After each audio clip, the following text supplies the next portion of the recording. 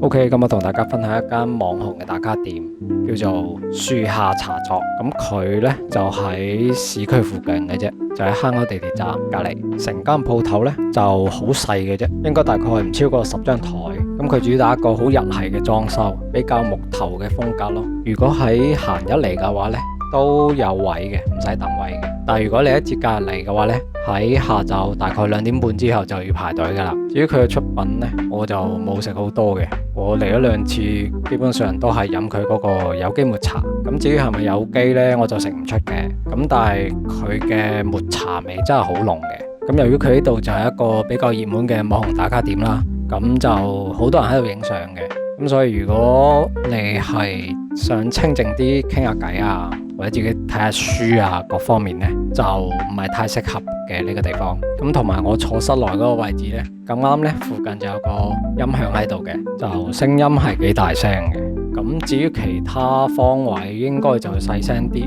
嗰個氛圍感就會好啲嘅。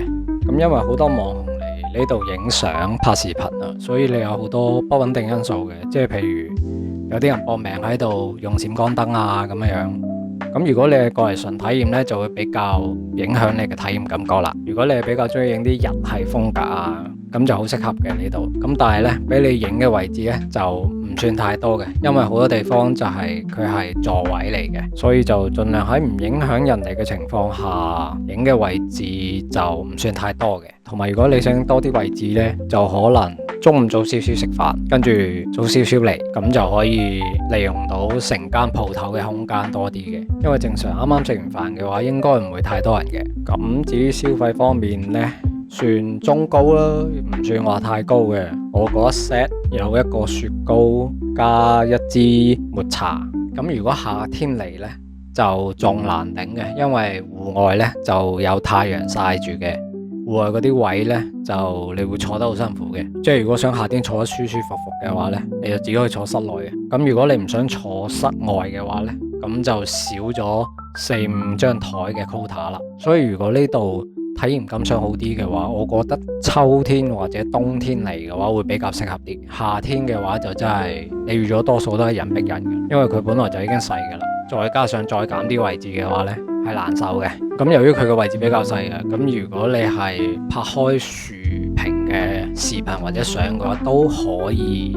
咁如果好似我呢啲中意拍橫屏視頻嘅呢，就比較受限制啊，因為好容易會拍到其他人啊咁樣。所以喺橫屏拍攝方面呢度係比較局限嘅。咁呢間鋪頭呢，就基本上真係嚟嘅話呢，為咗純影相打卡嘅啫。你話你想要舒服咁坐喺度體驗嘅話，其實就唔算話太好嘅，因為啲人走嚟走去影相啊咁樣。咁如果你係想為咗睇靚女呢，呢度都 OK 嘅，因為呢度好多網紅小姐姐嚟影相。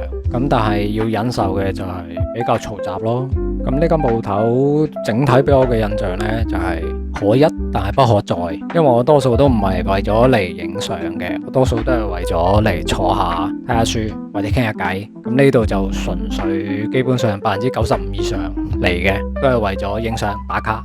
所以如果你係為咗影相同打卡嘅話，我都幾極力推薦嘅。但係就唔好喺節假嚟咯，最好就閒日。好，今日嘅分享就到呢度，得閒吹水。